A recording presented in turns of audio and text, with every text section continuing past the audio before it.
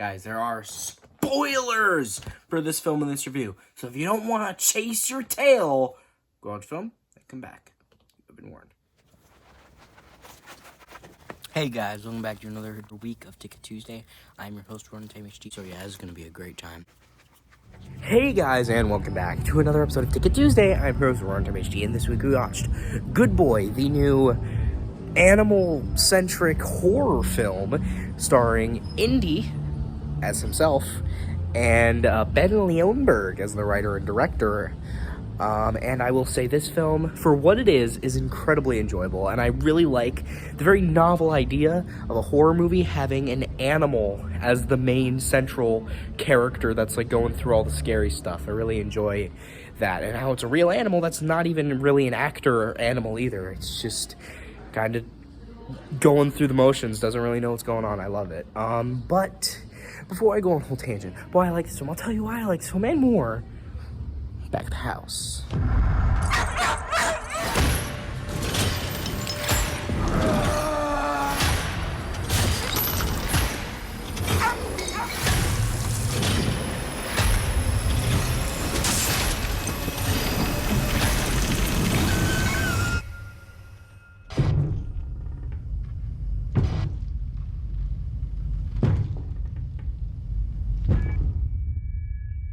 I guess I'm next. I should never have come here. Hey guys, and welcome back to another episode of Ticket Tuesday, Sunday edition. This week, we watched Good Boy, the new 2025 supernatural horror film, dog-centered horror film. This movie was written and directed by Ben Leonberg, whose dog, his own dog, not an actor dog, Indy, played himself. There was also Shane Jensen as Todd, the main, human character, but he wasn't main character. Obviously, that was Indy, the star of the show. Then there was Larry Fessenden?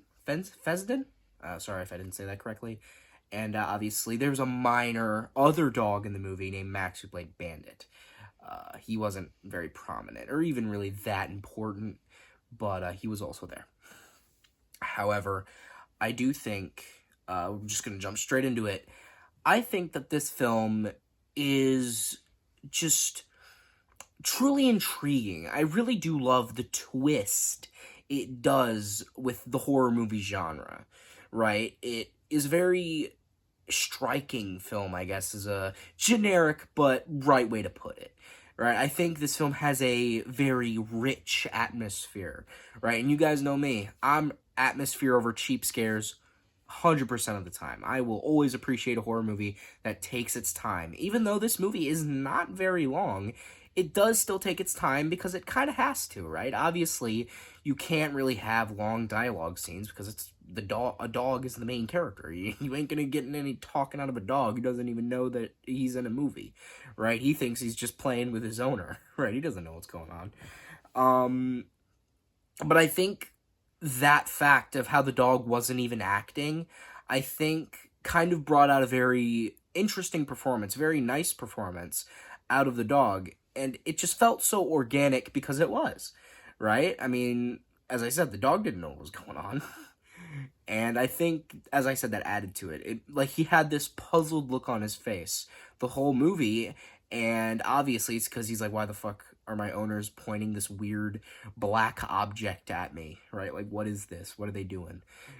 He was confused, but in the movie, in context, it makes sense because he's confused because all these weird, ghostly happenings are going on. So it makes sense for him to have a puzzled look on his face the whole movie, right? He's, questioning what's going on, right? He's wondering what he is because he's a dog and he's curious, right? He doesn't know what ghosts are, right? He can't watch movies and know what's happening.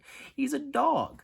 And I do like how the movie kind of makes the scares, instead of making what us as humans would think is scary, it's what a dog would think is scary, right? I really like that aspect of the film.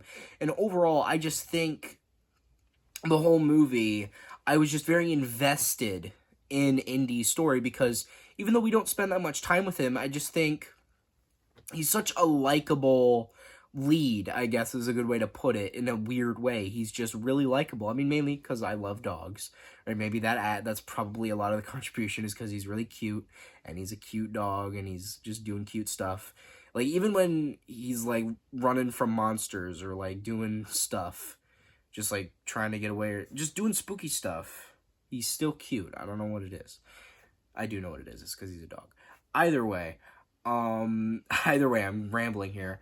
I just, in general, think that there's not a lot of movies like this. I like when movies experiment with stuff.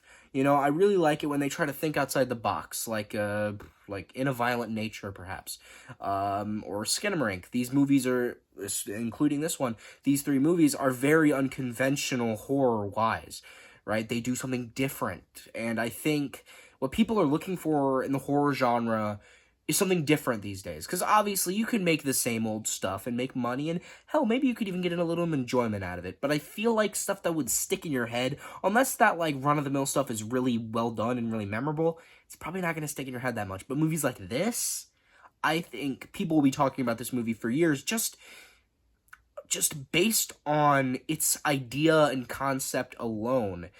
A horror movie where the main character isn't even human, but is a dog, I think, is an obviously interesting and intriguing concept, and I think it is executed fairly well. And it's just incredibly enjoyable, and I just really, really was invested in it, and it made me sad for the dog a lot of the time because, as I said, he doesn't know what ghosts are. He doesn't know what's going on. He doesn't know what to do. He's just trying to help his owner out in any way that he can, right? He's just trying to help him out. And I think the ending of the movie is really interesting because obviously there's this whole theory that, you know, when you have a dog and it's like barking at the corner at nothing, or it's staring at nothing, there's a theory that dogs or kids can see things that we can't, right? Kids see ghosts, dogs see ghosts, right? There's that theory that they can see ghosts and we can't. Now, obviously, we're not dogs, so we don't know if that's true or not. Right?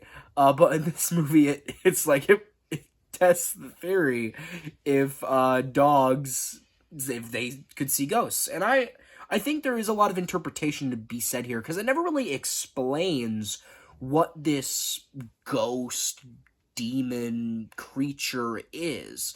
And I'm glad it doesn't, because I think leaving it up for interpretation is much better. It leads a lot of questions for the audience to answer themselves. I think there's a couple ways you could interpret this. I think maybe it's like a hereditary, like, parasitic demon that maybe once a member of the family goes to this house that this demon is attached to, it, I guess, feeds off their terror and off their body by making them sick, and then it will kill them and move on to the next family member, continuing the cycle, right?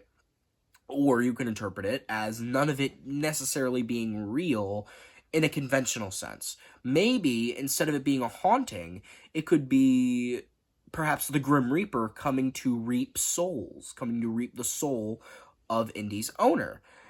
And obviously, since Indy can see the dead, he can see the one who takes the dead to their resting place, right? So, obviously, Indy doesn't know what's going on, so he's just trying to help out. And at the end of the movie, the owner is a ghost. Like, his body is on the bed, but he's still there, right? And he's dead. He's a ghost. And he gets dragged by a chain by this demon creature thing, ghost, and it drags him down and seemingly takes him somewhere we don't really know. But why would it take him somewhere at all? I mean, obviously, if it's a demon, it would, like, take him to hell, or it would take him to, like, a torture dungeon. I don't know, whatever demons want to get up to. However, if it was the Grim Reaper, I guess it would just take him elsewhere, I suppose. Or it could perhaps be something completely different, or it is maybe just a ghost, right? Or maybe I'm just overlooking certain details. Because they do mention how, like, they do the whole horror movie trope of, oh, nobody's lived in this house for longer than 3 weeks. Like, you know, this house poisons people, like that whole trope of, like, the place being haunted or the place being cursed, the whole curse. that kind of thing. But with that being said, I just really enjoyed this movie, and especially for it just, as I said, trying something new, and I just got a hell of a lot of enjoyment out of it, and I think you will too. If you like horror films, if you like supernatural films, ghost films, if you like dogs, I think you'll like this movie. And overall, I just think it's a very fun watch, and I think there's a lot of enjoyment to be had. And with that being said, I think I'd rate this film a 7.5 out of 10. And, yeah, think of something I say, think of something peace. So guys, hope you all like this video. Share your friends, subscribe, turn those notifications on. Comment down below if y'all liked it. But you guys know how it goes. I didn't really mean to say that. What I really meant to say is if you guys hated this video, unsubscribe, discontinue in the comments. And I'm going to be off to pet my dog. You know, I have a dog, right? I love dogs. I love animals, right? And I couldn't help but feel so nervous the whole time. Because the whole time he was looking so cute, and he was I thought he was in danger. So I'm just oh no, the poor baby, the poor doggy. Don't hurt the dog. I love the dog. You can hurt the owner, that's just a human. But a dog? Come on, you don't hurt the dog. That's principle number 1. Don't hurt dogs. They're innocent. Humans aren't innocent. Dogs are. Oh wait, shit. No! I forgot!